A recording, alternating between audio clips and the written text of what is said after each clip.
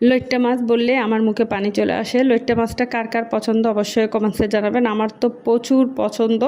তো যাই হোক, আজকে একদম ফ্রেশ ফ্রেশ লইট্টা মাছ নিয়ে আসছে, আর আমি ফ্রিজে রাখি নাই, কারণ ফ্রিজে রাখলে মজা একদমই লাগে না। তৎক্ষণাৎই আমি রান্না করে নিয়েছি।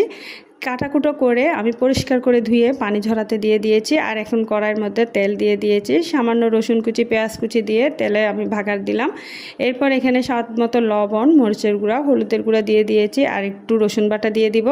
মশলাটা বেশ কিছুক্ষণ পর্যন্ত পানি দিয়ে কষিয়ে নিয়েছি। অনেকক্ষণ কষানোর পরে এখন আমি একটা টমেটো কেটে দিয়ে দিয়েছি।